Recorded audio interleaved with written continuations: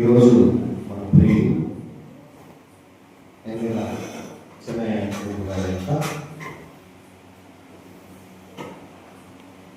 జ్ఞాపకార్థం అనొచ్చు, ఆరాధన అనొచ్చు, జ్ఞాపకం చేసుకుంటున్నాం కనుక ఆయన విషయంలో మనం కొన్ని సంగతులను ఈరోజు మనం తెలుసుకున్న బైబిల్ నుంచి ఏది సొంత ఊరు, ఎవరు సొంత వారు అనే సంగతిని మనం తెలుసుకుందాం. ప్రియమైన దేవుని వల్ల భూమి మీద ఉన్న ప్రతి మనిషి ఈ జీవిత కాలంలో ఏదో ఒక రోజున ఈ శరీరాన్ని వదిలిపెట్టి వెళ్ళాల్సిందే. ఏమైనా చిన్నయోసేపు గారికి జ్ఞాపకార్థ కూడిక లాగా, ఆదరణ కూడిక లాగా ఈ జరుగుతున్న ఈ కార్యక్రమం లాగా మనకు కూడా ఒక రోజు ఉంటుంది, ఉండదండి? మనకు కూడా ఒక రోజు జ్ఞాపకార్థ కూడిక ఉంటుంది, మనకు కూడా ఒక రోజు ఆదరణ ఉంటుంది. అది మనకు తప్పదు మన జీవిత కాలంలో. ఎవరు ఈ లోకాన్ని విడిచి వెళ్ళిపోయినా ప్రతి మనిషికి ఈ జీవితంలో ఈ కూడిక అనేది ఎలా జరగాలనేది వారి వారి కుటుంబాల యొక్క నిర్ణయాలను బట్టి, మనుషులను బట్టి ఉంటుంది. కానీ చిన్నయోసేపు గారు తన జీవిత కాలంలో ఈ ఊరికి సంబంధించిన వ్యక్తి అని అనుకున్నాము ఇంతకాలం. ఆయన దాదాపు ఒక 90 ఏళ్ళు దాకా బ్రతికినట్టుగా ఆడవాళ్ళు ఉంటుంది. పెద్ద వయసు 100 సంవత్సరాలు, 100 సంవత్సరాలుగా ఈ ఊరిలో ఉన్నాడు. మరి ఇప్పుడు లేడు. మనం ఏమనుకుంటామంటే ఏ దేశంలో వెళ్ళినా, ఏ ప్రాంతానికి వెళ్ళినా మా సొంతూరు నిడమరు రండి అని అంటారు. మీ సొంతూరు ఏ ఊరు? నిడమరు. ఇంకా ఏమంటారంటే పూర్వీకులు, మా పూర్వీకులు, మా తాతలు ఆ ఊరు గట్టెత్తారు అని అంటారు. అంటే ఆ గట్టెత్తింది మా తాత, మా ముత్తాతలు ఎత్తారు, ఇది మా ఊరు, మా సొంతూరు అని అంటారు. ఈ ఊరు నీదే, ఈ సొంత ఊరు నీదే, అంతా నీదే అయినప్పుడు మరి నువ్వు ఎందుకు లేకుండా వెళ్ళిపోయావు? చిన్నయోసేపు గారు కూడా ఈ ఊళ్ళో లేడు. పుట్టినప్పటి నుంచి ఏమనుకుంటాము? ఇది మా ఊరు, నా సొంత ఊరు, మా ఊరు, మా తాత గడ్డెత్తాడు, మా తాతలు ఎత్తిన గడ్డ, ఇప్పటికీ ఈ ఊరు స్థిరపడిపోయి లేక ఊరు లేదు అంటారు. మరి ఊరు మనదే, కానీ మరి ఊళ్ళో ఎవరు లేదు, మనం ఎందుకు లేము? 100 సంవత్సరాలు ఈ ఊర్లో ఉన్నటువంటి యోసేపు గారు ఇప్పుడు లేడు. ఎక్కడికి వెళ్ళాడండి? ఏమయ్యాడు? ఏ ఊరు వెళ్ళాడు? ఎందుకు లేడు? ఎప్పుడన్నా ఆలోచించామా? సభ జరుగుతున్నప్పుడు, కార్యక్రమం జరుగుతున్నప్పుడు మనం అందరం వచ్చి వెళ్ళిపోయాము, లేదా ఆయన మరణదినం రోజు వచ్చాము, ఆ కార్యక్రమం జరిగించుకున్నాము, వెళ్ళిపోయాము. కానీ ఇప్పుడు ఆయన లేడు అని అంటున్నప్పుడు ఎక్కడికి వెళ్ళాడని ఎవరు ఆలోచించట్లేదండి. ఎందుకంటే దీనికి సరైన సమాధానం దేవుడు మాత్రమే చెప్పాడండి. ఆన్సర్ చెప్పాలంటే దేవుడే సాటి. మనకు నిజం తెలియాలి. ఎవరైనా మన పిల్లలు అడుగుతారు, తాతయ్య ఎక్కడికి వెళ్ళాడు నాన్న అని అడిగి ఏం చెప్తాం? చాలా మంది తెలివిగా దేవుడి దగ్గరికి వెళ్ళాడు అని అంటారు. దేవుడి దగ్గరికి వెళ్ళాడా అని అడుగుతారు. దేవుడి దగ్గరికి ఎందుకు వెళ్ళాడు అని అడిగితే, ఆ దేవుడు రమ్మన్నాడు, పిలుచుకున్నాడు, అక్కడికి వెళ్ళాడు. మరి మనం ఎప్పుడు వెళ్తాం అని అడుగుతారు. మనం కూడా ఒక రోజు వెళ్తాం కదా, నీకు తెలియదు కదా, ఊరుకోరా అంటారు. ఎందుకంటే మనకు తెలియదు కాబట్టి చెప్పం, మనకు తెలియదు కాబట్టి మనకు విషయం చెప్పం.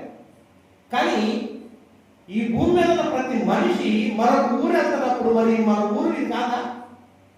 చూద్దామా? బైబిల్లో నుంచి ఒక మంచి మాట చూసినట్లయితే దినవృత్తాంతాలు మొదటి గ్రంథము 29వ అధ్యాయము, దినవృత్తాంతాలు మొదటి గ్రంథము 29వ అధ్యాయము 15వ వచనం చూడండి.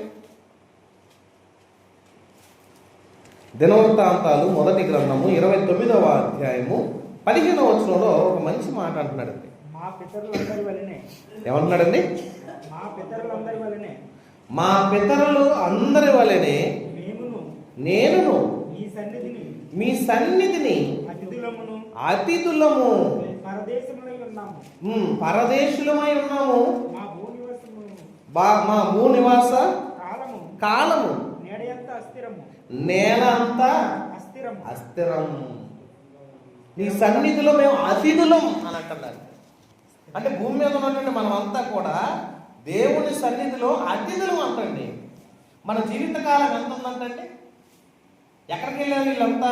మనం ఒకసారి మనం మళ్ళా చదివించి అంటున్నాడు, చదవండి ఒకసారి. మా పితరులందరి వలనే మా పితరులందరి వలె మేమును నీ సన్నిధిని అతిథులమును పరదేశులమై ఉన్నాము. మా భూ నివాస కాలము నేడ అంత అస్థిరం. స్థిరముగా ఉన్నవాడు ఒక్కడును లేడు. ఎవరైనా ఉంటారా స్థిరంగా? అంటే మన జీవితకాలం భూమి మీద ఎలాంటిది అంటండి? నీడ వంటిది అన్నాడు. ఎందుకు నీడ వంటిది అన్నాడు? నీడ ఎప్పుడు స్థిరంగా ఉండదండి. మీరు సూర్యుడు ఉదయించేటప్పుడు చూస్తే తాడి చెట్టు నీడ దాదాపు 15-20 తాడి చెట్లు అంత దూరం పడుతుంది. ఆ తర్వాత కొంచెం కొంచెం కొంచెం కొంచెం తగ్గిపోతూ ఉంటుంది. మధ్యాహ్నం వచ్చేవాడికి నెట్ట నిలువుగా పడింది. మరలా సాయంత్రానికి ఇంకొంచెం కొంచెం ఇటు పెరిగిపోతూ ఉంటుంది. ఎప్పుడు ఇంతవరకు ఆగిపోయింది అంటానికి లేదు. మన జీవిత కాలంలో కూడా మన భవిష్యత్తు కూడా నీడ వంటి అస్థిరం. స్థిరం లేదు మనకి. ఉండదు ఇక్కడ. ఎప్పటికైనా వెళ్ళిపోయాను. మా పితరుల వలె చూసారని ఏమన్నాడు? నేను ఒక్కనే కాదు, మా తాతల ముత్తాతల తాతల తాతల తాతలు కూడా అందరూ వెళ్ళిపోయారు. అందరి వలె నేను కూడా నీ సన్నిధిలో ఏముంటాం? మేము అతిథులం. ఇప్పుడు జయరాజు గారి ఇంటికి మనం అందరం అతిథులుగా వచ్చాం. అతిథులుగా వచ్చిన వాళ్ళు ఉంటారా వెళ్ళిపోతారా? ఉంటారా వెళ్ళిపోతారండి? అందరూ వెళ్ళిపోతారు. అతిథులు ఎవరు ఉండరు. అతిథిగా వచ్చాం. ఆయన సన్నిధికి అతిథులుగా వచ్చాం. ఈ ఇంటికి కూడా మనం అతిథులుగా వచ్చాం. అతిథులు ఎవరు కూడా ఉండరు. వస్తారు, ఉంటారు, కొంతసేపు భోజనం చేస్తారు, కాసేపు ఉంటారు, మళ్ళీ మా ఇంటికి మనం వెళ్ళిపోతాం. అంటే మనం వెళ్ళాల్సిన ప్లేస్ ఒకటి ఉంది. మనం అతిథులుగా వచ్చాం. అంటే ఈ భూమి మీద కూడా మనం ఎలా వచ్చామంటే అతిథులం అన్నాడండి దేవుడు. ఈ భూమి మీదకి మనం వచ్చిన జీవితకాలం అతిథులుగానే వచ్చాం, స్థిరం కాదు. మరి మా తాత గట్టెత్తాడు, మా తాత ఊరు స్థాపించాడు, మా తాత ముత్తాతలే ఈ ఊరు స్థాపించారని మనం చెప్పుకుంటారు కొంతమంది. చెప్పుకోవడం వరకే. గడ్డెత్తిన ఆయన ఉండడు, గడ్డ దించిన వాళ్ళు ఉండరు. ఎవరు ఉండరు. అందరూ వెళ్ళిపోవాలి. ఎందుకు? మనమందరం ఆయన సన్నిధిలో అతిథులము. ఎక్కడికి వెళ్ళిపోతారు చూడండి. ఎక్కడికి వెళ్ళిపోతాం? పేతురు రాసిన మొదటి పత్రిక 2వ అధ్యాయం. పేతురు రాసిన మొదటి పత్రిక 2వ అధ్యాయము 11వ వచనం చూద్దామండి. ఒక మంచి మాట అంటున్నాడు. పేతురు రాసిన మొదటి పత్రిక 2వ అధ్యాయం 11. ప్రియులారా, మీరు పరదేశులను యాత్రికులై ఉన్నారు. ఏమన్నారంటే మనం పరదేశులను యాత్రికులై ఉన్నారు కనుక చూసారండి, మనం భూమి మీద ఎలాంటి ఉన్నాం? పరదేశులము, యాత్రికులము. యాత్రికులు అంటే ఏంటంటే అప్పుడప్పుడు మన ఊరి నుంచి ఊరికి ఒక బస్సు 2 బస్సులు కలిపి అందరూ కలిపి ఏ ఊరు వెళ్తారు? మన వాళ్ళంతా బస్సులు పెట్టుకొని యాత్రకు వెళ్తారు కదండి. నాగపట్నం వెళ్తారు, ఆ చుట్టుపక్కల ఉన్న ప్రాంతాలను చూసి వెళ్తారు. అక్కడికి ఎలా వెళ్ళాం? అతిథులుగా వెళ్ళాం, యాత్రికులుగా వెళ్ళాం. యాత్రికులుగా వెళ్ళామంటే అది బాగుందని వెళ్ళామా, బాగోలేదని వెళ్ళామా? ఆ ఊరు బాగుంటుంది, ఆ పట్టణం బాగుంటుంది, ఇదిగో నాగపట్నం చాలా బాగుంటుంది అని అంటారు. వెళ్ళిన వాళ్ళు బాగుంది కదా అని అక్కడే ఉన్నారా, వచ్చేసారా? బాగున్నప్పుడు ఏం చేయాలి? అక్కడ ఉండిపోవాలి. బాగున్న వాళ్ళు అందరూ అక్కడ ఉండాలి. ఉన్నాం. అది ఎంత బాగున్నా, అది ఎంత మైసూర్ ప్యాలెస్ అయినా, మైసూరు చూసినప్పుడు దావా వెళ్ళినప్పుడు మైసూరు చూసారు, మైసూరు ప్యాలెస్ బాగుంది, మైసూరు ఊరు బాగుంది, బెంగళూరు బాగుంది, బెంగళూరు సిటీ బాగుంది అనుకుంటాం. బాగుంది అనుకుంటాం, కానీ ఉన్నాం. చూడటానికి వెళ్ళాం, పరదేశులుగా వెళ్ళాం, యాత్రికులుగా వెళ్ళాం. యాత్రికులుగా వెళ్ళిన ఎవరు కూడా ఉండరు. ఏమవుతారు? ఒక్కరు కూడా ఉండరండి, అందరూ వచ్చేస్తారు. ఎందుకు వచ్చేస్తాం? మనం పరదేశులుగా వెళ్ళాము, యాత్రికులుగా వెళ్ళాం, యాత్ర కోసం వచ్చాం. మరి భూమి మీద కూడా మనం ఎలా వచ్చామంటే యాత్రికులుగానే వచ్చాం. ఇక్కడ కూడా మనం యాత్ర చేయడానికి వచ్చాం. అంటే ఈ భూమి మీద దేవుడు చేసిన ప్రకృతిలో ఉన్న ప్రతిదీ చూసి ఎంత బాగున్నాయి వీటన్నింటినీ గమనించిన తర్వాత ఒక్కోటి చూసి తెలుసుకున్న తర్వాత ఇక్కడి నుంచి దేవుడు తీసుకెళ్ళిపోతాడు. అంటే ఇది మనకి ఎందుకు వచ్చామంటే మనం పరదేశులుగా వచ్చాము, యాత్రికులుగా వచ్చాము. భూమి మీద స్థిరంగా మనం ఉండటానికి రాలేదు. ఆ లెక్క ప్రకారంగానే చిన్న యోసేపు గారు కూడా తన జీవిత కాలంలో ఈ లోకానికి వచ్చి తిరిగి వెళ్ళిపోయాడు. ఎందుకంటే అప్పుడప్పుడు చిన్నప్పటి నుంచి బస్సు ఎక్కుంటారు చాలా మంది. బస్సు ఎక్కినప్పుడు ఏం చేస్తామో తెలుసంటే, బస్సు వస్తుంది అనేటప్పటికి ఒకప్పుడు ఆటో లేవు, అప్పుడు ఏ ఊరు రావాలన్నా బస్సు జర్నీ చేసేవాళ్ళు. ఆ బస్సు వస్తుంది అనేప్పటికి ముందుగానే ఒక 50 మంది ఎదురు చూస్తుండేవాళ్ళు. బస్సు వస్తుందనగానే వచ్చేటప్పుడే ముందే పరిగెత్తుకుంటూ పోయి ఒక కర్చీఫో, ఒక కండవానో, లేకపోతే వాళ్ళ చేతిలో ఉన్న వాటర్ బాటిల్ దాటేసేసి నిదానంగా పైకి ఎక్కుతాడు. ఈ సీట్ నాది, తీసేయాలి, లేచిపోవాలి. ఎందుకంటే నేను కర్చీఫ్ వేసాను, ఈ సీట్ ఎవరిది, నాది అంట. పోనీ నీదే కదా అని లేచి కూర్చుంటారు. ఆ బస్సులో నువ్వు టికెట్ కొనుక్కొని కూర్చొని బస్సులో ఉన్నంతసేపు నీదే. కొంచెం దూరం ప్రయాణం అవగానే నువ్వు ఆ సీటు ఖాళీ చేస్తావు, నీ స్థానంలో ఇంకోటి కర్చీఫ్ వేస్తావు. ఎప్పటిదాకా నీది? ఆ బస్సులో నువ్వు ప్రయాణం చేసేంత వరకే నీది, ఆ తర్వాత నీది కాదు. ఆ బస్సులో ప్రయాణం చేసేంత వరకు నువ్వు ఉంటావు, ఆ తర్వాత ఉంటావు. కనుక అప్పటి వరకు నీది. ఆ తర్వాత బస్సులో ఉన్న కండక్టర్ ఏమన్నా తెలుసా, ఈ బస్సు నాది అని టికెట్లు కొడతా ఉంటాడు. టికెట్లు కొట్టినంతసేపు ఆయనే నా బస్సు అంటాడు. డ్రైవర్ కూడా సీట్లో ఉండి బస్సు నడిపినంతసేపు నాదే అంటాడు. సాయంత్రానికి ఆ బస్సు ఎక్కడికి వెళ్ళిపోద్దండి, డిపోలోకి వెళ్ళిపోద్ది. బస్సులో ఉన్న డ్రైవర్ బస్సు ఖాళీ చేస్తాడు, కండక్టర్ బస్సు వదిలేస్తాడు, ప్యాసింజర్స్ వదిలేస్తారు. ఇంతకీ బస్సు ఎవరిది కాదు, గవర్నమెంట్కి వెళ్ళిపోతాం. అసలు ఎవరు కాదు, సీట్లో ఉన్నంతసేపు ఇది నాది అంటారు అంతే. ఈ భూమి మీద ఉన్నంతసేపు కూడా ఈ ఊరు నాది అన్న తర్వాత ఉంటాం. ఆ తర్వాత అందరం ఖాళీ చేసి వెళ్ళిపోవచ్చు. మన స్థానాలు మన ప్రాంతాలు రాగానే వెళ్ళిపోతాం. ఎలాగైతే పరదేశులుగా యాత్రికులుగా వచ్చామో అలాగే యాత్ర చేసి మన జీవిత కాలం ముగించుకొని వెళ్ళిపోవాల్సిందే. ఎవ్వరు కూడా పర్మనెంట్ కాదండి. మీ అందరూ తెలుసు లేదో, మన దేశంలో గౌతమ బుద్ధుడు కొంతకాలం భూమి మీద ఉన్నాడు. గౌతమ బుద్ధుడు అనే ఆయనకి రాజుగారి కుమారుడు. ఆ రాజుగారి కుమారుడు ఉన్నటువంటి ఆయన్ని వాళ్ళ నాన్నగారు ఏం చేశాడంటే చాలా గారాభంగా పెంచి బయటకు రాకుండా పెంచాడు. బయటకు రాకుండా కొంతకాలం భూమి మీద పెంచిన తర్వాత పెరిగి పెద్దవాడు అవుతున్నాడు. రాజుగారి తర్వాత రాజు అంత కూడా అవ్వాలని ఇతనికి నుంచి ఎన్నో ప్రయత్నాలు చేశాడు. ఇతను బాగా పెరిగాడు, పెళ్లి చేస్తున్నాడు, పిల్లలకు అన్నాడు. అయితే ఒక దినాన ఈయనకి ఏం చేశాడంటే, ఎప్పుడన్నా కానీ నేను రాజ్యంలోకి వెళ్ళి చూడాలి, అసలు ఒకసారి నా రాజ్యాన్ని నేను చూడలేదు అని అక్కడ ఉన్నటువంటి సైనికులను బొట్టులను అడిగి రాజ్యం చూద్దామని బయలుదేరి రాజ్యం చూద్దామని ఆ కోట దాటి బయటికి వెళ్ళిన తర్వాత కొంచెం దూరం వెళ్ళినాక ఒక ముసలివాడు ఎంటికలన్నీ తెల్లగా అయిపోయి మాసిపోయిన బట్టలతో రోడ్డు వెంబడి కూర్చొని భిక్ష వెతుకుంటున్నాడు. అయ్యా ధర్మం చేయండి అని అడుగుతున్నాడు. ఆ సందర్భాన్ని చూసి ఎవరినా అని అడిగాడు. ఆయన భిక్షగాడండి అన్నాడు. ఆయన మరి ఎలా ఉండిపోయాడు అన్నాడు. అతను తెల్ల ఎంటికలతో మరి మాసిపోయిన గడ్డంతో ఎలా ఉండిపోయాడు అంటే, మనం కూడా రేపు ఇలాగే అవుతామండి అన్నాడు. అంటే అదేంటి అని అన్నాడు. ఈ ఎంటికలన్నీ నల్లగా ఉన్నాయి కదా, తర్వాత మనవి కూడా నల్లగా అయిపోతాయి, మనం కూడా అలా ముసలవాళ్ళం అయిపోతాం, మన ముఖం కూడా ఇలా మొక్కలు పడిపోద్ది, మనం కూడా ఎలాగ అయిపోతాం అంటే ఇలాగా అని అన్నాడు. అవును అన్నాడు. సరే కొంచెం ముందుకు పోదామని బడికి ఒక శవాన్ని తీసుకొని వెళ్తున్నారు అంటారు. ఆ శవాన్ని చూసి ఏం జరిగింది అని అడిగాడు. ఇతను చనిపోయాడండి అన్నాడు. చనిపోయాడు అంటే ఏంటి అని అడిగాడు. చనిపోవడం అంటే ప్రతి మనిషి భూమి మీద మరణించాలి కదా, అది మీకు తెలియదా అన్నారంట. అక్కడ ఉన్నటువంటి మంత్రిని అడిగారు, ఏంటిదంటే మనకు కూడా ఇంతే కదండి, మనం కూడా మన కాలం మరణిస్తాం కదండి, ఇది ఇంతే కదా, మనం ప్రతి మనిషి చనిపోవాల్సిందే కదా అన్నారంట.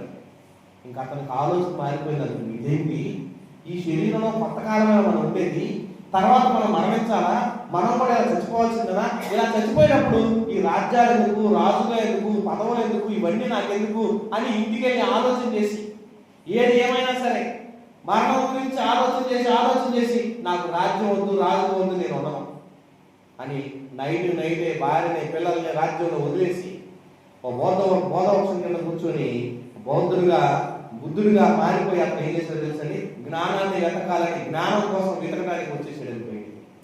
అంటే అతని ఉద్దేశం ఏమంటున్నాడు, నేను ఎంతకాలం ఉన్నా నాకు కూడా మరణం ఉన్నప్పుడు నాకు ఈ కోరికలు ఆలోచనలు ఇవన్నీ నెరవేర్చుకోవడం ఎందుకు, కొంతకాలం నుండి వెళ్ళిపోయి ఈ శరీరం కోసం బ్రతకడం, గొప్పగా బ్రతకాలని ఆరాటం ఎందుకని అతను సత్యం అనేది, జ్ఞానం అనేది ఏదో తెలుసుకోవాలని లోకం నుంచి బయటికి రావడానికి, ఆ రాజ్యం నుంచి బయటకు వచ్చేసాడు.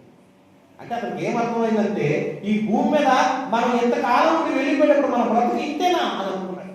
ఇలాంటి బ్రతుకు నాకు అవసరమా అని అనుకున్నాడు. అంటే అందుకే ఉన్నాడు, మన బ్రతుకు ఎలా ఉందని నేడ అంత అస్థిరం అన్నాడు. స్థిరం లేని జీవితం, స్థిరం లేని బ్రతుకు, స్థిరం లేని ఈ జీవిత కాలంలో మనం ఎంతకాలం బ్రతుకుతాం, అది అస్థిరమైన ఈ బ్రతుకులు బ్రతకడం అవసరమా అనుకొని నేను ఉండలేనని బయటకు వచ్చేసాడంటే. చూడండి ప్రసంగి గ్రంథం 10వ అధ్యాయం 15వ వచనం చూస్తే ఇక్కడ కూడా మంచి మాట అన్నాడండి దేవుడు. ప్రసంగి గ్రంథం 10వ అధ్యాయము 15వ వచనం చూడండి ఎంత మంచి మాట అంటున్నాడు.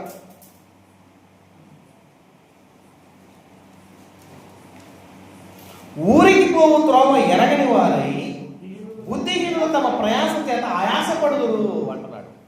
ఏ త్రోవ అంటండి? ఊరికి పోవు త్రోవ ఎరగని వారై. ఊరికి పోయే త్రోవ తెలియాలా? పూర్వకాలంలో చాలా మంది ఆడపిల్లలు చదివించేవాళ్ళు కాదు, బస్సుల మీద పేర్లు చదివిన వాడి చదివించేవాళ్ళు. ఎంతవరకు చదివేవాళ్ళు అంటే బస్సుల మీద పేర్లు అయితే చాలా అమ్మనేవాళ్ళు. ఇంతకీ బస్సుల మీద పేర్లు ఎందుకు అమ్మా అని మా అమ్మమ్మ వాళ్ళు అడిగానే. ఊరుకోరా, నీకేం తెలుసు, వాళ్ళ ఆయన తిట్టినా కొట్టినా ఆ బస్సు ఎక్కి ఇంటికి వచ్చేవాళ్ళు, కనీసం ఆ పేర్లు అంతటి చాలు అని అనేవాళ్ళు. అంటే వాళ్ళ ఆయన కొట్టినా తిట్టినా మళ్ళీ ఇంటికి రావాలంటే ఏ పేరు కావాలా, బస్సు మీద పేరు చదివితే చాలు అంతటిగా చదివించేవాళ్ళు. అంటే ఊరికి పోవు త్రోవ, మళ్ళా మనం పుట్టింటికి రావడానికి దోవ ఎరిగితే చాలు అన్నట్టుగా చదివించేవాళ్ళు. ఇంతకు ఇప్పుడు దేవుడు ఎందుకు అంటున్నాడు ఈ మాట? ఊరికి పోవు త్రోవ ఎరగని వారా అంటాడు. మనం ఎక్కడి నుంచి వచ్చామో, ఎక్కడికి వెళ్ళాలో ఆ త్రోవ ఎరిగిన వారమై ఉండాలి. ఇప్పుడు ఇక్కడికి వచ్చాము, ఇక్కడి నుంచి మన ఇంటికి మనం బాగా తెలియలేదు అనుకోండి, ఏమంటారు మనల్ని? మైండ్ పని చేయట్లేదు అంటారు, పిచ్చోడు అంటారు, జ్ఞాపక శక్తి పోయిందంటారు, బుర్ర పని చేయట్లేదు అంటారు. అంటే ఎక్కడి నుంచి వచ్చామో అక్కడికి వెళ్ళాలన్న సంగతి మనం ఏం చేయాలంటే ఎరిగి ఉండాలంటండి. ఇప్పుడు చిన్న యేసోపు గారు ఎక్కడి నుంచి వచ్చాడో అక్కడికి వెళ్ళాలన్న సంగతి అతనికి ఎరిగిన వాడైతే రక్షించబడి బాప్తిసం తీసుకోవాలి.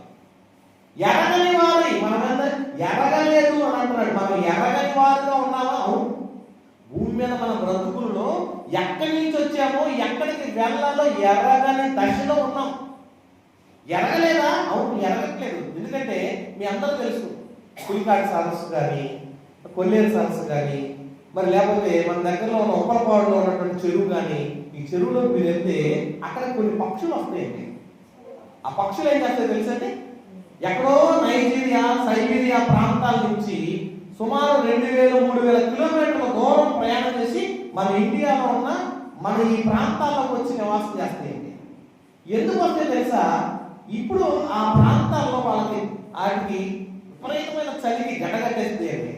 ఇంకా అక్కడ నీళ్లు ఉండవు, నదులు ఉండవు, సెలయేళ్ళు ఉండవు, చెట్లు ఉండవు. చెట్ల మీద వాళ్దామంటే చెట్లెల్లో మంచే, నదులన్నీ గడగట్టేస్తాయి. బ్రతకడం కష్టం కనుక అక్కడ ఉంటే చచ్చిపోతామని అవి ఏం చేస్తాయంటే ఆ చలికాలం వస్తుంది అనగానే అక్కడి నుంచి బయలుదేరి మన ఊరు వచ్చేస్తాయి. ఉప్పలపాడు దగ్గర ఉన్న చెరువుకి వస్తాయి, పులికారు సరస్సుకు వస్తాయి, కొల్లేరు సరస్సుకు వస్తాయి.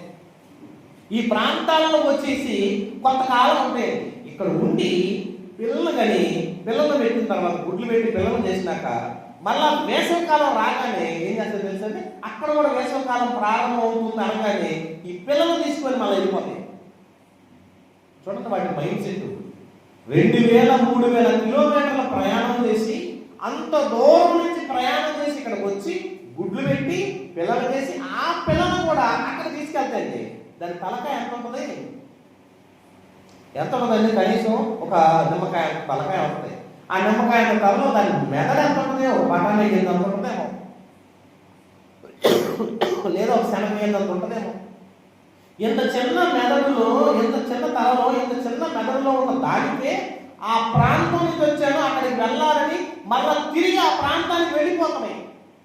మానవ జీవితంలో ప్రతి మనిషి మెదడులో 1350 గ్రాముల బరువు ఉంటుందండి. ప్రతి మనిషి మెదడు 1350 గ్రాముల బరువు ఉన్న ఈ మెదడులో కనీసం మనం ఎక్కడి నుంచి వచ్చామో, ఎక్కడికి వెళ్ళాలన్నా కనీసం బుర్ర ఉందా మనకి?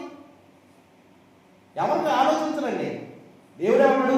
ఊరికి పోవు త్రోవని వారు ఎరగని వారై బుద్ధిహీనులు తమ ప్రయాస చేత ఆయాసపడదు. ఎక్కడికి వెళ్ళాలి ఎవరు పట్టించుకోవట్లేదు. దేవుడే చెప్తున్నాడు, నాన్న మీరు ఈ ఊరు కాదు, ఈ ప్రాంతం కాదు, ఈ ఊరు మీకు స్థిరం కాదు, అస్థిరులు మీరు, యాత్రికులు మీరు, ప్రయాణికులు వచ్చారు, మీరు పరదేశులు, మీరు ఊరికి పోవు త్రోవ ఎరిగిన వారే అక్కడికి వెళ్ళాలి, అక్కడికి రండి అని దేవుడు చెబుతున్నా మనం అస్సలు పట్టించుకోండి. ఏమనుకుంటాం తెలుసండి? ఏదో ఒక ఊరు వెళ్ళిపోదాం, ఏదో ఒక ప్రాంతానికి వెళ్దాం, ఎక్కడో కొంతకాలం జీవితం అనుకుంటాం, కానీ మన బ్రతుకెందుకు అర్థం కాదండి. అంటే ఈ ఊరు నాది అని ఊరిని శిల వేసుకొని చాలా ఎక్కడే ఉండిపోతాం అని అనుకుంటారు. ఊరు నీది కాదు. నీ బంధువులు ఎవరు లేరు, నీ పితరులు ఎవరు లేరు, నీ వాళ్ళు అనేవాళ్ళు లేరు. అసలు ఈ లోకంలో ఎవరు నీ వాళ్ళు కాదు. అందరూ నిన్ను వదిలిపెట్టారు, అందరూ నిన్ను వదిలిపెట్టి వెళ్ళిపోయిన వాళ్ళే.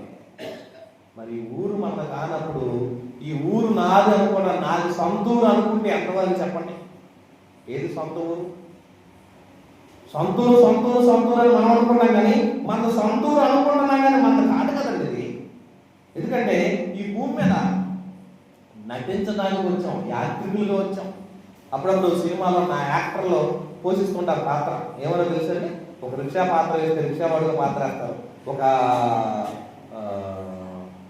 కోయవాడి పాత్ర ఏమంటే కోయవాడి పాత్ర వేస్తారు, ఇంకొక రకంగా నటించుకుంటే మోగవాడు కానీ కుంటివాడు కానీ అవిటివాడు కానీ ఏ పాత్ర అయినా పోషిస్తాడు, ఆ విధంగా నటిస్తాడు. నటించేటప్పుడు ఏం చేస్తాడు? ఆ విధంగా నటిస్తాడు. పాత్ర అయిపోగానే ఏం చేస్తాడు తెలుసండి? శుభ్రంగా మేకప్ కడిగేసుకుని వెళ్ళిపోతాడు. అంటే మేకప్ కడిగేసుకొని వెళ్ళిపోయేంత వరకు ఏం చేస్తాడు? ఆ పాత్ర అతను పోషిస్తాడు. పాత్ర పోషించాడంటే ఏంటి? అతను ఉన్న ఆ జీవితకాలం ఆ నటించేంత వరకు నటించాడు, అయిపోయినాక కడిగేసుకుని ఎలాగ వెళ్ళిపోతాడో మానవ జీవిత కాలంలో ప్రతి మనిషి భూమి మీద అమ్మలాగా, నాన్నలాగా, కొడుకులాగా, కూతురులాగా, అక్కలాగా, తమ్ముళ్ళలాగా ఈ భూమి మీద నీ పాత్ర పోషిస్తావు. అంతే. నీ మేకప్ చెరిగిపోద్ది, నీ జీవితం ముగిసిపోద్ది, నీ టైం అయిపోద్ది. అప్పుడు నువ్వు ఈ భూమి మీద ఉండే టైం కాదు ఇది. నిన్ను తీసుకెళ్ళిపోతాడు దేవుడు. నీకంటూ ఒక కాలం ఇచ్చాడు, ఆ కాలం వరకే నువ్వు పాత్ర పోషించాలి. ఆ తర్వాత ఎక్కడి నుంచి వచ్చావో అక్కడికి వెళ్ళిపోవాలి. అక్కడికి వెళ్ళిపోవాలన్న ఉద్దేశంతోనే ఈ లోకాన్ని అనుభవించాలి. చూడండి, కొరింథీయులకు రాసిన మొదటి పత్రిక 7వ అధ్యాయము 31వ వచనంలో ఒక మంచి మాట అంటున్నాడు. కొరింథీయులకు రాసిన మొదటి పత్రిక 7వ అధ్యాయము 31వ వచనం చూడండి ఏమంటున్నాడు?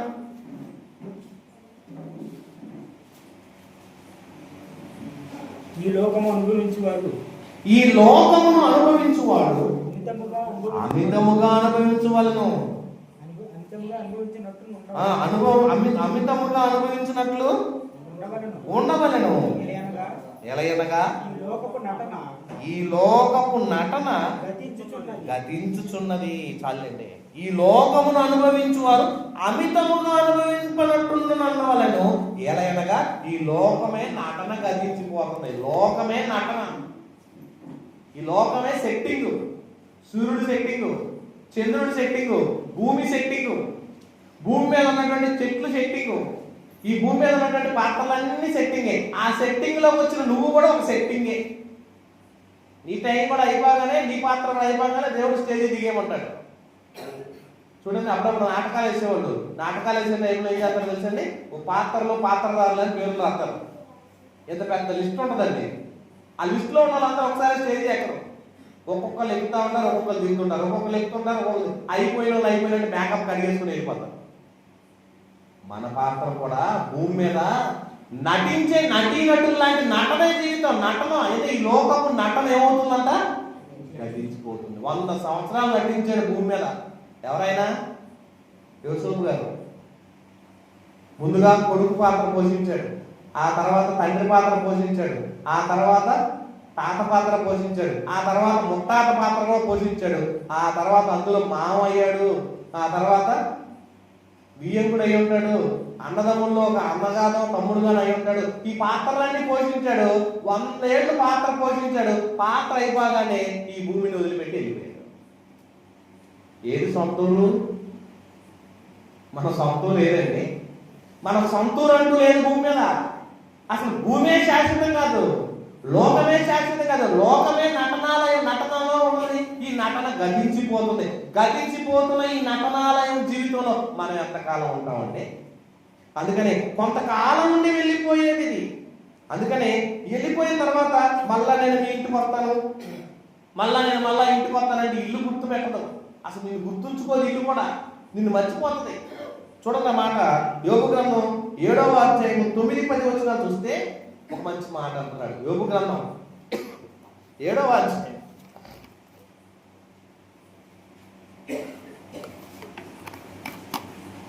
9-10 వచనాలు చూడండి. మేఘం విడిపోయి అదృశ్యమగునట్లు పాతాళమునకు దిగిపోయిన వాడు ఇంకెప్పుడు రాడు. చూసారండి, అందుకే చచ్చిపోయినప్పుడు మనం అందరం ఏమంటారు తెలుసండి, చివరి చూపు అంటారండి. చివరి చూపు కోసం వస్తా ఉంటారు. చివరి చూపు కోసం అమెరికాలో ఉన్న వ్యక్తి కూడా రావడం కోసం అతని కోసం గంటల తరబడి ఆపుతాం, ఇక్కడ రోజు తరబడి ఆపుతాం. ఎందుకు? చివరి చూపు చూడండి. ఎందుకు? మన చూడ మళ్ళీ కనపడడానికి ఇంకా కనపడ్డం, ఇక మళ్ళీ లేదా చూపు, ఇంకా శరీరం ఉండదు, మళ్ళీ ఇంకా బ్రతుకు కనపడదు. కనపడని ఆ బతుకు మనకు ఉండదు గనక చివరి చూపుగా మనం చూసుకుంటున్నాం. అందుకనే దేవుడు అంటున్నాడు, అతని ఇంటికి అతను రాడు,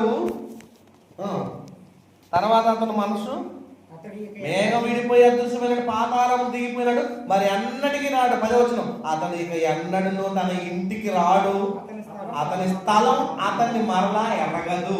అతని స్థలం మరలా అతన్ని ఎరగదు. స్థలం కూడా నువ్వు గుర్తుపట్టదు. చచ్చిపోయేటప్పుడు ఏమంటారు తెలుసండి, మా నాన్న కట్టిందండి బిల్డింగ్, ఎన్ని ఇల్లింగ్ కట్టాడు, 6 స్టేర్లు వేసాడు, 7 స్టేర్లు వేసాడు అంటారు. నువ్వు చనిపోతున్న టైంలో ఏం చేస్తావు తెలుసా, నువ్వు 6 స్టేర్లు వేసినా 7 స్టేర్లు అయినా ప్రాణం పోతున్నా ఏం చేస్తావు తెలుసా అండి, బయటికి రండి అంటారు. యాడికి రా నన్ను బయటికి వెళ్తాను అన్నాడు అనుకోండి, గాలి తగలట్లేదు నాన్న బయట పెడతాం అంటారండి. సరదాగా చెప్తున్నట్టు ఉన్నది. గాలి తగలపడలేదు, ఫ్యాన్ వేయండి, ఏసీ వేయండి, నాకు ఊపిరి ఆడతలేదు అని అన్నాడు. ఊపిరి ఆడతలేదు బయటకు అంటారు. ఎందుకు? ఇంట్లో చచ్చిపోతే మళ్ళీ నువ్వు చచ్చిపోతే ఇల్లు బాడు పెట్టాలని భయం కలిగి, మనుషులు అందరూ భయం కదండి. ఇంట్లో చచ్చిపోయాడు ఏమంటారు, ఎవరో వాళ్ళు మాట్లాడతారు, అమ్మో ఇంట్లో చచ్చిపోయాడు, ఇల్లు ఉండకూడదు, 6 నెలలు పాడు పెట్టాలి అని అంటారు. ఎందుకు? ప్రాణం పోయిందంటే ఇంట్లో ఆడాడే తిరిగిద్దన్న భయం మనకి. అందుకని ఏం చేస్తారు, నువ్వు ఎన్ని బిల్డింగ్లు కట్టినా, ఎన్ని స్టేర్లు కట్టినా, ఎంత అంతస్తులు కట్టినా, ఎన్ని డబ్బులు సంపాదించినా ముందు బయటికి పంచలో తీసుకొచ్చేస్తారు. ఆ తర్వాత వరండాలో పెట్టేస్తారు. ఇంకా అప్పుడు బంధువులు వచ్చిన స్నేహితులు వచ్చిన ఇంట్లో చూడరు, నేను వరండాలా చూస్తుంటారు. ఎందుకు? ఇన్ని స్టేర్లు బిల్డింగ్లు కట్టినా, ఎంత అందగాడమైనా, ఎంత గొప్పవాడమైనా, ఎంత ధనవంతుడైనా, ఎంత ఉన్నత స్థితిలో ఉన్నా నిన్ను ఏం చేస్తారు తెలుసా, బయటకు తీసుకొచ్చి పొడుగు పెడతారు. తర్వాత ఎంతకాలం, నువ్వు మరణించిన తర్వాత నిన్ను అది ఖాళీ చేసి పంపించేస్తారు. అది నీదనేది ఏమన్నా, నీ ఊరంటూ భూమి మీద ఏది లేదు.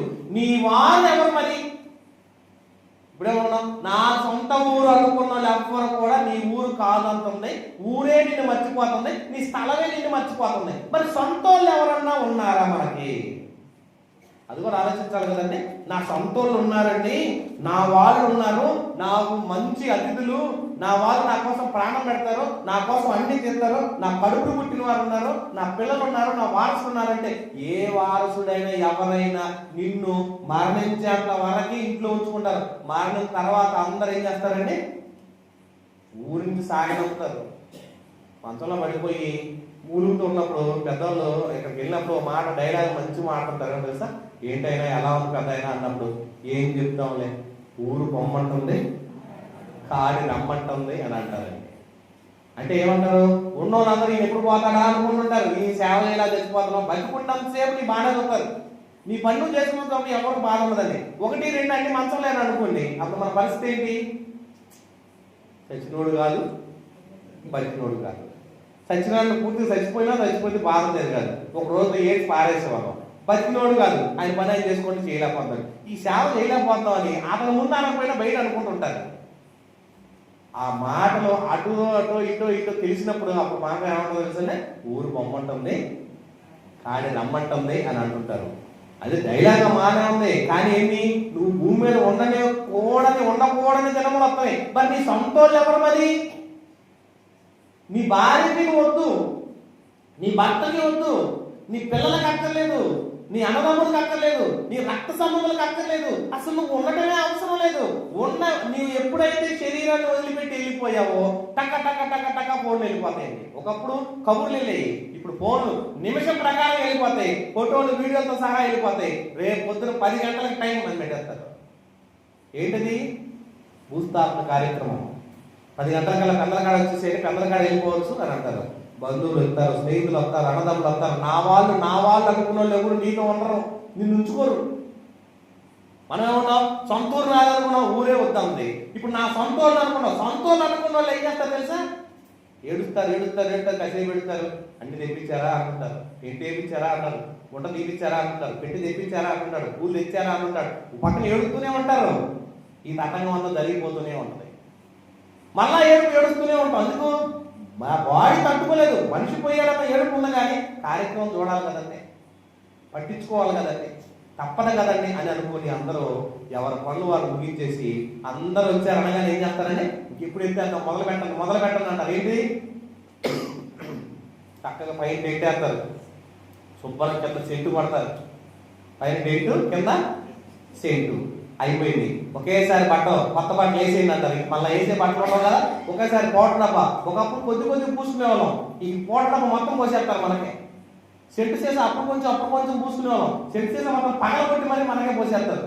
అయిపోయింది, నీ చరిత్ర అయిపోయింది, నీ జీవితం ముగిసిపోయింది. అంటే నీకేముంది? నీకు ఇంకేం లేదు ఇక్కడ. నీ వాళ్ళు అనుకున్నావు కదా, ఎవరయ్యా నీ వాళ్ళు అంటే నీ వాళ్ళు ఎవరున్నారు ఇక్కడ? చూడండి, అబ్రహాము ఏమంటున్నాడు? ఆదికాండం 25వ అధ్యాయము 8వ వచనం చూద్దామండి. ఆదికాండము 25వ అధ్యాయము 8వ వచనం చూద్దాం. అబ్రహాము నిండు వృద్ధాప్యమునకు వచ్చిన వాడై మంచి ముసలితనమున ప్రాణము విడిచి మృతి పొంది ఎక్కడికి వెళ్ళిపోయాడట? తన పెద్దలు ఉన్నారు చూసారు, వాళ్ళ దగ్గరికి వెళ్ళిపోయాడట. ఇక్కడ ఊరు లేనమ్మని, ఇక్కడ వాళ్ళు ఎవరు మన వాళ్ళు ఉండరు. అందుకే ఇక్కడ ఏమన్నాడు తెలుసా? అబ్రహాము నిండు వృద్ధాప్యమునకు వచ్చిన వాడై మంచి ముసలితనం కూడా ఎలా అంటే పండు ముసలోడు అయిపోయాడు. ముసలాసన అంటారు. ఎప్పుడన్నా విన్నారా? జామకాయ పండిపోతే ఇంట్లో ఉంటే వాసన వచ్చింది, అరటికాయ పండిపోతే ఇల్లు తలుపు తీయగానే వాసన వస్తుంది, బొప్పాకాయ పండిపోతే తలుపు తీయగానే వాసన వస్తుంది. ఎక్కడో ఉందాం పండు అని. ముసలోడు కూడా ఉన్న గదిలోకి వెళ్ళండి మీరు, ముసలాసన వస్తుంటుంది. బాడీ అంతా కూడా నలిగిపోయి ఏలబడిపోతూ ముడతలు పడిపోయి పండు ముసలయ్యి వాసన వస్తుంటాడు. మనిషి కూడా వాసన వస్తుంటాడు. ఏం వాసన ఉంటారు? ముసలి వాసన. నిండు వృద్ధాప్యం ఎవరికి వచ్చింది? అబ్రహాం కండి. నిండు వృద్ధాప్యమునందు ఏం చేశాడండి? ప్రాణము విడిచి మృతి పొంది తన పితరుల యొద్దకు చేర్చబడను. మరి ఇక్కడ ఊరు లేరా? ఇక్కడ ఎవ్వరు లేరు. వెళ్ళిపోయాడు. ఎక్కడికి? ఉండాల్సిన తన పితరుల దగ్గరికి వెళ్ళిపోయాడు అంటే. ఆయన పుట్టిన ఇసాకు ఉన్నాడు. ఆయన ఏం చేశాడు చూద్దాం. ఆదికాండం 35వ అధ్యాయము 29వ వచనం చూడండి. 35వ అధ్యాయము 29వ వచనం. ఇసాకు కాలము నిండిన వృద్ధుడై ప్రాణము విడిచి మృతి పొంది తన పితరుల యొద్దకు చేర్చబడెను. చూసారండి, అతను కూడా ఎక్కడికి వెళ్ళాడు? ఆయన కూడా తన పితరుల దగ్గరికి చేర్చబడెను. ఎవరున్నారు మరి భూమి మీద? ఎవరు లేరండి. నా వాళ్ళు అనుకుంటావు, ఎవరు నీతో ఉండరు. నా వాళ్ళు అనుకున్న వాళ్ళు ఎవరు నీతో రారు. నీతో వచ్చేది భార్య అయినా రారు, పిల్లలైనా రారు, బంధువులైనా రారు, కడకు స్నేహితులైనా రారు, రక్త సంబంధం అనుకున్న వాళ్ళు ఎవరో నీతో రారు. నువ్వే వెళ్ళిపోవాలి. ఎక్కడికి? నీ పితరులు ఉన్న ప్రాంతానికి నువ్వు వెళ్ళిపోవాలి. అక్కడెవరున్నారు? అది కూడా చూద్దాము. అక్కడెవరున్నారు? ఆదికాండము 49వ అధ్యాయము చూడనప్పుడు అక్కడ మనకి ఎవరున్నారు అని అడిగితే అక్కడ ఎవరున్నారంటే ఆదికాండం 49వ అధ్యాయము 33వ వచనంలో ఒక మంచి మాట అంటాడు. అబ్రహాము పితరుల దగ్గరికి వెళ్ళాడు. అబ్రహాము కొడుకైన ఇసాకు పితరుల దగ్గరికి వెళ్ళాడు. ఇసాకు పుట్టిన కొడుకు యాకోబు ఎక్కడికి వెళ్ళాడు చూద్దాం. యాకోబు తన కుమారులకు ఆజ్ఞాపించడం చాలించి మంచం మీద తన కాళ్ళు ముడుచుకొని ప్రాణం విడిచి తన స్వజనుల దగ్గరకు వెళ్ళాను. చనిపోయి ఎక్కడికి వెళ్ళాడంటే స్వజనుల దగ్గరికి వెళ్ళాడు. సొంత జనం ఎక్కడ ఉంది? ఇక్కడ లేరు, అక్కడ ఉన్నారు. దేవుడి కోసం భూమి మీద బ్రతికిన వాళ్ళందరూ ఉండే లోకం ఒకటి ఉంది, అక్కడికి వెళ్ళిపోయారు. లోకం కోసం బ్రతికిన వాళ్ళు ఉండే లోకం అంతా ఇంకో చోట ఉన్న వాళ్ళు అక్కడికి వెళ్ళిపోతారు. దేవుడి కోసం బ్రతికిన వాళ్ళు ఉండే లోకం పరదేశం అయితే, లోకం కోసం బ్రతికిన వాళ్ళు ఉండే లోకం నరకం అయితే, నరకానికి వెళ్ళేవాళ్ళు నరకానికి వెళ్తారు, దేవుడి ప్రజలు ఉండే ప్రాంతానికి వెళ్ళేవాళ్ళు దేవుడి ప్రజలు వెళ్తారు.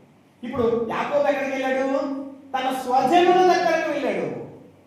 అంటే చనిపోయిన తర్వాత అందరం చూడొచ్చా? మనం చనిపోయిన తర్వాత అందరం కలుసుకోవచ్చా? చనిపోయిన తర్వాత అందరం మన వాళ్ళేనా?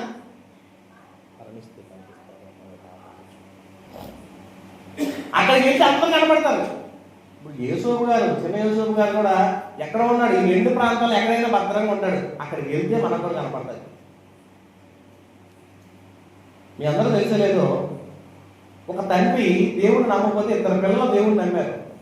నమ్మిన వాళ్ళందరూ వాళ్ళ నాన్న చెప్తున్నారు, నాన్న నువ్వు కూడా బాప్తిసం పొందు, నాన్న నువ్వు కూడా బాప్తిసం పొందు, నాన్న నువ్వు కూడా దేవుడు నమ్ము, నాన్న దేవుడి దగ్గరికి వెళ్ళిపోతాం అని అంటే ఈయన అన్నాడు, ఒకటి మా నాన్న బాప్తిసం పొందలా, మా తాత బాప్తిసం పొందలా, మా ముత్తాత బాప్తిసం పొందలా, నేను పొందితే మళ్ళీ వాళ్ళ దగ్గరికి వెళ్ళొద్దు, నేను నా పిల్లల దగ్గరికి వెళ్ళాలి అని అన్నాడండి. అప్పుడు ఎప్పుడు మరణించి మన పిల్లల దగ్గరికి వెళ్తాడంట.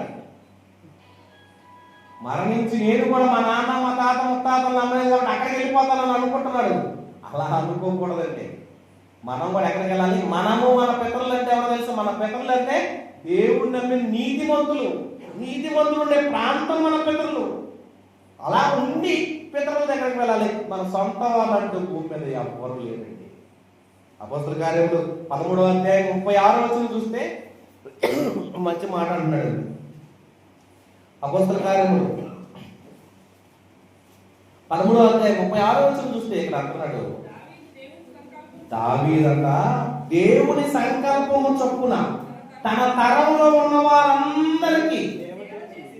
భూమి మీద మనం చేయాల్సిన పని ఏంటో తెలుసా? భూమి మీద మన పని సేవ చేయాలి. ప్రతి మనిషి సేవ చేయాలి. ఏ సేవ చేయాలి? దేవుడి వాక్యం వినిపించాలి, వినిపించబడే వాళ్ళకి తెలియజేయాలి. అలా తెలియజేసే పనిలో నువ్వు ఉండాలి.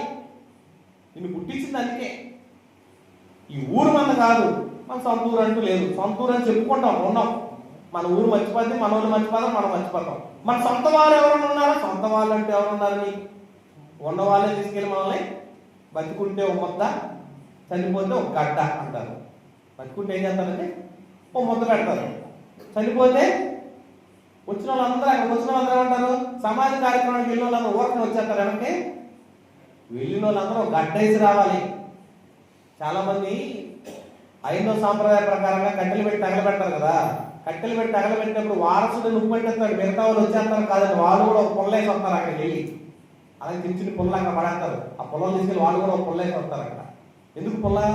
బతుకున్నప్పుడు ముద్ద, మన కనీసం సాంప్రదాయంతో ఒక గడ్డ, ఐదో సాంప్రదాయంతో ఒక పుల్ల నిన్ను తగలబెడతానికి కూడా వేసేస్తారు. అంటే నిన్ను కోరుకుంటుంది ఎవరు అంటే ఎవరు లేరు. నువ్వు మరణిస్తే నిన్ను ఎవరు ప్రేమించరు, నిన్ను అందరూ పంపించేవాళ్ళే. కనిపించేదా? ఇప్పుడు మనం ఎప్పుడు కనిపిస్తారు? మరి మరణించిన తర్వాత కనిపిస్తారు. రెడీనమ్మా? మరణించిన తర్వాత కనిపిస్తారు. ఎలా కనిపిస్తారు చూడండి. దావీదు అంతటి వాడు తన జీవితంలో ఏం చేసేదో తెలుసా? భూమి మీద ఉన్నంత కాలం దేవుళ్ళలో ఉండి ఉండి బ్రతికిన తర్వాత మరణించిన తర్వాత ఏం చేసేది తెలుసా? తన పితరుల యొద్దకు. మీ అందరూ తెలుసులేదో, అందాల నటి అని మన ఆంధ్రప్రదేశ్ లో గొప్ప పేరు తెచ్చుకున్న నటి ఉంది. ఎవరామె? శ్రీదేవి అండి. ఆమె 25 లక్షల చీర కట్టుకుంది. చచ్చిపోయినా కట్టిన చీర. ఆమె ఖరీదు 25 లక్షల వెలగలిగిన చీర కట్టారు. ఆమెకి 7 వారాల నగలు ఉన్నాయి. అంటే అర్థం తెలుసా? వారానికి 7 రోజులు కాబట్టి 7 పెట్టారు. అదే 15 రోజులు ఉందంటే 15 వారాలు పెట్టేవారు. సోమవారం వేసింది మంగళవారం వేయకుండా, మంగళవారం వేసింది బుధవారం వేయకుండా, బుధవారం గురువారం, గురువారం శుక్రవారం, శుక్రవారం శనివారం, అలా ఆదివారం నుంచి మళ్ళీ ఆదివారం వచ్చేపాటికి 7 వారాలు ఉన్నట్టు 7 వారాల నగలు ఉన్నాయి. ఈ యొక్క మల్లెపూలు అంటే ఇష్టమని చనిపోయినప్పుడు సమాజ కార్యక్రమం చేసినప్పుడు ఆమె చనిపోయినటువంటి మరి వాహనం తీసుకెళ్తే ఆ వాహనం అంతా మల్లెపూలతోనే అలంకరించారండి. డెకరేషన్ ఇంకెక్కడ ఒక పువ్వు, వేరే పువ్వు, వాళ్ళ మొత్తం మల్లెపూలతోనే డెకరేట్ చేశారు. ఆ తర్వాత ఆమె కట్టిన ఆ రోజు చీర 25 లక్షలు వెలగలిగిన చీర కట్టి 7 వారాల నగలు ఒకేసారి వేశారు. గంధపు చెక్కలతో తగలబెట్టారు. ఆ టయానికి అక్కడ దా తీసుకెళ్ళిన దాకా ఆ నగలు ఉన్నాయి. ఆడికి వెళ్ళాక అన్ని వచ్చేసారు. మన దగ్గరలో ఉన్నటువంటి ఏమని గ్రామంలో మా బంధువులు ఒక ఆమె చచ్చిపోయిన తర్వాత ఆమె తీసుకెళ్ళిన దాకా వెళ్ళారండి. నేను కూడా వెళ్తే ఆ కాటి మీదకి వెళ్ళిన తర్వాత ఆ కట్టెల మీద పెట్టి ఆమెను తగలబెట్టే టైంలో కానీ అంత ఏంటని చూస్తే ఒక ఆయన ఆ ముక్కు పొడకే ఓడెత్తున్నాడు. ఓడతలేదు. పెళ్ళప్పుడు పెట్టుకున్నాను ముక్కు పొడక, అది ఓడకపోతే తొందరగా తీరా అంటున్నారు. తొందరగా తీరంటే రావట్లేదు అన్నాడు. ఇది అని ఆ పక్కన ఉన్న పొడవ పెట్టి ముక్కు అలా కోసేసి తీసేసాడు. ముగ్గురు కోసేసాడు నా ముందే. నాకు ఆశ్చర్యం వేసింది ఏంటి అని అంటే, ఏమన్నా ఇంకా ఏమన్నా వస్తుందా, అది తెలిసిద్దా లేచిద్దా ఆమె తెలుసా అని అంటున్నాడు. అయిపోయిందా చరిత్ర? ప్రేమగా పుట్టి పెళ్ళప్పుడు పెట్టుకున్న ముక్కు పొడక ఇప్పటిదాకా ఉంచుకుంటే అది ఓడకలేదని ఏం చేశాడు, కొడవలు పెట్టి అలా కోసేసాడు. ముక్కుని కోసి అలా పీకేసాడు. ఇంతేనా ఈ శరీరం అనిపించింది? ఇంతేనా అనిపిస్తుంది? మా తాతయ్య చచ్చిపోతే ఆ శవాన్ని తగలబడితే అక్కడ నుంచొని చూస్తుంటే ఆ కట్టెల మీద తగలబడుతుంటే మా పెదనాన్నగారు లేదు, మా తాతయ్య గారు బాప్తిసం తీసుకున్నాడు. మా పెదనాన్నగారు చచ్చిపోతే ఆ కట్టెల మీద కాలిపోతుంటే శరీరం అంతా కాలిపోతుంటే కొంచెం మనం కనుక పెట్రోల్ పోస్తే ఎలా మండిద్దో శరీరం అంతా కూడా ఆ కొవ్వు అంతా కాలిపోతుందండి. ఆ వీడియో తీసే కానీ వేరే చెల్లి ఉండిపోవడం వల్ల చూపించలేకపోయా. దాన్ని చూపిద్దాం అనుకున్నాను. కాలిపోయింది. నా ముందే పెరిగి, నా ముందు పెద్దవాడిగా ఉండి, నా ముందు పెద్దలో జలాయించి, నా ముందు అనేక మందిని గదాయించి పనిచేసిన వ్యక్తి, గొప్పగా ఉన్న వ్యక్తి ఈ రోజు కట్టెల మీద తగలబడిపోతున్నాడు అనిపించిందండి. ఏం చేయాలి? మనం ఆపలేం. మనమే స్వయంగా తగలబెట్టాం కదా. అంతేనా ఈ బ్రతుకు? అందుకైనా బ్రతుకుంది, అందుకైనా ఈ శరీరం ఇచ్చింది, అందుకైనా మన ముగింపు ఇంతేనా అనిపించింది. ఎంత దారుణం అండి. చూడండి, వచ్చిందన్న మరణిస్తే అక్కడ కనపడతారండి మన వాళ్ళంతా. ఇక్కడ మాయమైన వాళ్ళంతా, ఇక్కడ ఈ భూమి మీద కనిపిస్తున్న వాళ్ళంతా మనకు కనపడతలేదు అంటారు కదా, అక్కడికి వెళ్ళిపోతే మనకు కనపడతారండి. అక్కడ దాచిపెట్టాడు దేవుడు అందరినీ, ఎవరిని వదిలిపెట్టలా. దేవుడు నమ్మిన వాళ్ళందరినీ ఒక చోట ఉంచాడు, దేవుడు నమ్మని వాళ్ళందరినీ ఒక చోట ఉంచాడు, నమ్మిన వాళ్ళని నమ్మని వాళ్ళని కలిపి ఒక చోట ఉంచాడు. అక్కడికి వెళితే కానీ మనకు తెలియదు అక్కడ ఉన్న సందర్భం ఏంటో, ఆ పరిస్థితి ఏంటో మనకు అర్థమవుతుంది.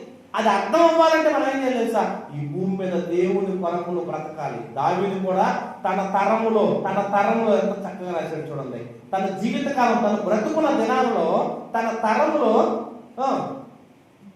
తరం వారికి సేవ చేసి నిద్రించాడు. నిద్రించి ఎక్కడికి వెళ్ళాడు? తన పితరుల యొద్దకు చేర్చబడ్డాడు. అందరూ దగ్గరికి వెళ్ళిపోయాడు.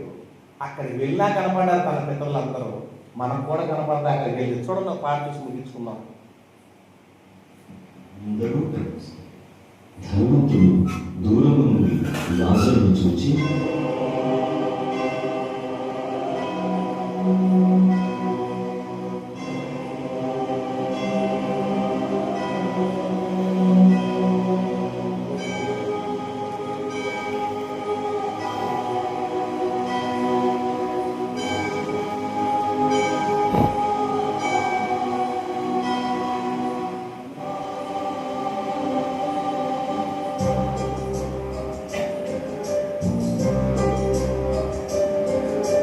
మరణిస్తే కనిపిస్తారు నీవారు,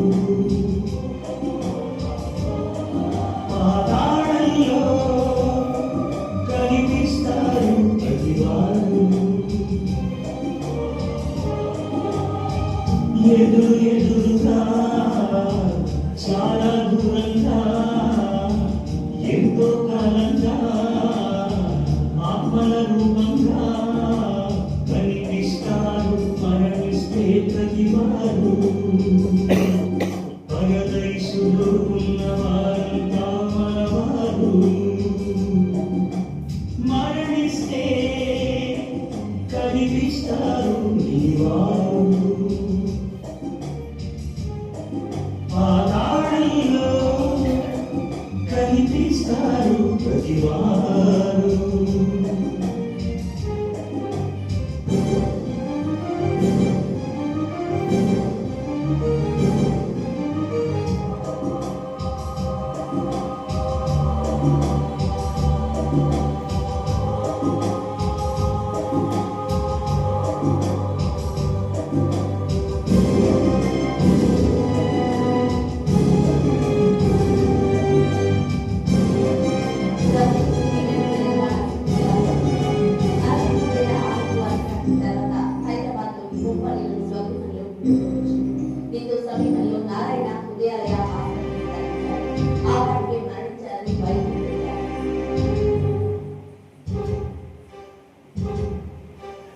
గుండె ఆగినా చనిపోతావు, మెదడు ఆగినా చనిపోతావు, ప్రమాదం అయిన మరణిస్తావు, మరణించే నీ వెళతావు.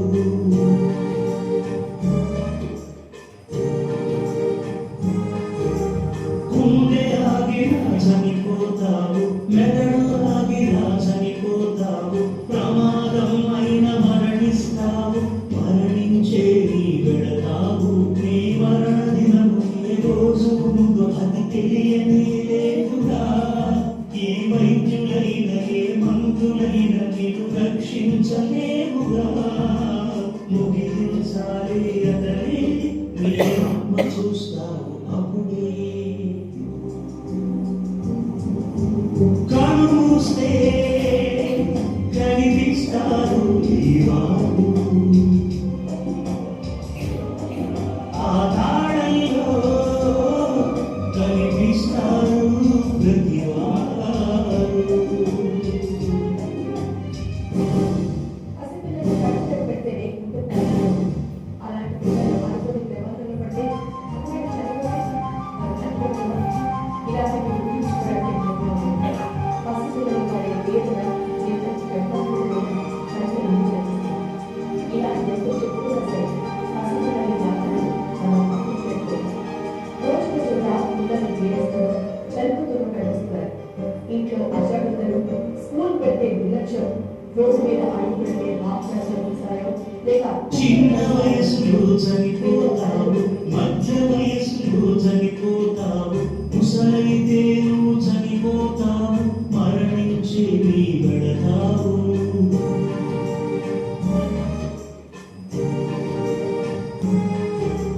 చిన్న వయసులో చనిపోతావు, మధ్య వయసులో చనిపోతావు, ముసలైతే నువ్వు చనిపోతావు, మరణించే నీ వెళతావు. ఏ వేళ నుండి మరణించిన వారు అక్కడే ఉన్నారుగా. మీ తాత ముత్తాతలందరూ మరణించి చేరారుగా. మరణిస్తే వెళతావు, ఆత్మలన్నిటినీ చూస్తావు. కను మూస్తే కనిపిస్తారు ఈ వారు, ఆ తాళంలో కనిపిస్తారు ప్రతి వారు. ఎదురుగా చాలా దూరంగా ఎంతో కాలంగా ఆత్మల రూపంగా కనిపిస్తారు మరణిస్తే ప్రతి వారు. పరదైసులో ఉన్న వారంతా మనవారు. కను మూస్తే కనిపిస్తారు ఈ వారు, ఆ తాళంలో కనిపిస్తారు ప్రతి వారు. చూశారు కదా, అక్కడ కనపడాలంటే ఇక్కడ మనం దేవుళ్ళో ఉంటే అక్కడ కనపడతారు. లేదనుకోండి ధనవంతుడు లాగా మన పరిస్థితి అయిపోతుంది. ధనవంతుడు వేదనకరమైన స్థలంలో ఎలాగైతే మరి ఏడుస్తూ కన్నీళ్ళు గారుస్తూ రోధిస్తున్నాడో అక్కడికి వెళితే మనకి పరిస్థితులు ఉండవు. అక్కడికి వెళ్ళకుండా ఉండాలంటే క్రీస్తు కొరకు నమ్మకంగా ఈ భూమి మీద బ్రతకాలి. నిన్ను ప్రేమించి నీ కొరకు కన్నీళ్ళు కాచి, నీ కొరకు ప్రాణం పెట్టి, నీ కొరకు రక్తం కాచి, నీ కోసమైన సర్వస్వాన్ని వదులుకొని నిన్ను దేవుని సన్నిధికి తీసుకువెళ్ళాలని ప్రభువైన యేసుక్రీస్తు ఈ లోకానికి వచ్చాడు. చివరిగా మాట చూసుకుందాం. రోమపత్రిక 8వ అధ్యాయం 3-4 వచ్చినా మనం చూసినట్లయితే ఆయన ఈ లోకానికి వచ్చి నీ కోసం ప్రాణాన్ని త్యాగం చేశాడు. ఆయన ఈ లోకానికి వచ్చి నీ కొరకు రక్తం కార్చాడు. ఆయన ఈ లోకానికి వచ్చి నీ కోసం సర్వస్వాన్ని వదిలేసాడండి. ఎంత గొప్పగా చేశాడు చూడండి. రోమపత్రిక 8వ అధ్యాయం 3-4 వచ్చినాడు.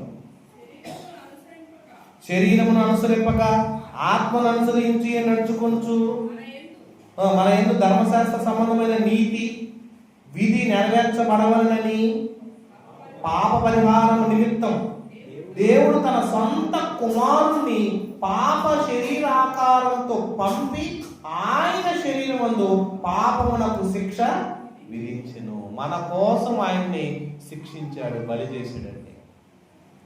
ఎంత చేసింది, ఎంతకు అంటే త్యాగం మనల్ని కాపాడుకోవటానికి, మనలందరినీ దేవుడు తన సన్నిధిలో చూడటానికి, నరులారా తిరిగి రండి అని తన సన్నిధికి మనల్ని పిలవటానికి, తనతో పాటు ఉంచుకోవటానికి ఈ లోకానికి వచ్చిన తర్వాత మనుషులందరూ పాపం అనే రోగంతో పాడైపోతున్నారని. ఏమండి, ప్రపంచంలో మనిషి గెలవలేదు ఒకటే, ఏంటో తెలుసా? మరణం. ప్రపంచాన్ని జయించాడు చక్రవర్తి అనుకున్నాం, ప్రపంచాన్ని జయించాడు ఎంతో మంది మహామహులు, అలెగ్జాండర్ జయించాడు అనుకున్నాం, అలాగే ఎంతో మంది నాయకులు జయించారు అనుకున్నాం. ఒక్కొక్కరు వారి వారి జీవితాలు ఎన్నెన్నో జయించారు. కానీ మరణం అందరి ముందు మరణం ముందు ఓడిపోయారు. మరణాన్ని ఓడించగలిగిన నాయకుడు భూమి మీద అవ్వలేరు. ఆ మరణాన్ని ఓడించడానికి వచ్చిన ఏకైక వ్యక్తి యేసుక్రీస్తు ఒక్కడేనండి. ప్రపంచంలో ఉన్న ప్రతి మనిషి మరణాన్ని జయించాలంటే ఈ మరణాన్ని నేను ఓడిస్తానని, మరణాన్ని ఓడించి తిరిగి లేచి, ఓ మరణమాన్ని ముళ్ళెక్కడ, ఓ మరణమాన్ని విజయం ఎక్కడ, నేను గెలిచానని, నన్ను నమ్మిన వాళ్ళందరూ అలా గెలుస్తారని ఆయన నమ్మమని మనకి ఈ లోకాన్ని ఇచ్చాడు. మనం ఇంకా నమ్ముతున్నామా? మా వాళ్ళు ఉన్నారు, మా ఊరు ఉంది, మా కులం ఉంది, మా వర్గం ఉంది, నా వాళ్ళు అనుకున్నావా? నీ ఊరు నీది కాదు, ఇది నీ వాళ్ళు ఎవరు నీ ఉంచుకోరు. నీ వాళ్ళు అంటూ ఉన్నారంటే, నీ స్వజనులు అంటున్నారంటే దేవుడు నమ్మిన వాళ్ళు ఉన్నారు, వాళ్ళు పరదేశంలో ఉన్నారు. నువ్వు దేవుడిని నమ్మితే, నువ్వు దేవుడు నమ్మకపోతే నీ వాళ్ళు ఉన్నారు నరకంలో, నీతో పాటు వాళ్ళు ఏడుస్తారు. అక్కడికి వెళ్ళాలనుకుంటావే నీ ఇష్టం వచ్చినట్టు బ్రతుకు. దేవుడు నమ్మి నమ్మకంగా బ్రతకాలనుకుంటే దేవుడు కొరకు బ్రతుకు. అలా బ్రతుకుతావు. ఎలా బ్రతుకుతావు? నీ చేతుల్లోనే పెట్టాడు. నీ కోసం క్రీస్తు రక్తం కాల్చాడు, నీ కోసం క్రీస్తు ప్రాణం త్యాగం చేశాడు, నీ కోసం తన యొక్క జీవితాన్ని అంకితం చేశాడు. ఆయన ఎందుకు విశ్వాసం ఉంచువాడు నిత్య జీవం గలవాడు అన్నాడు. అంటే మరణించినా కూడా తిరిగి లేచే ఛాన్స్ ఉంది. యేసుక్రీస్తు ఎలాగైతే మరణాన్ని ఓడించాడో నిన్ను కూడా అలా ఓడించగలిగే శక్తి నీకు ఇచ్చాడు. మరణాన్ని ఓడించి గెలిచే శక్తి పొందుతావో, మరణానికి లోబడి నిత్య నరకానికి వెళ్ళిపోతావో మీరే నిర్ణయించుకోండి. కళ్ళు మూసుకోండి, ప్రార్థన చేసుకుందాం.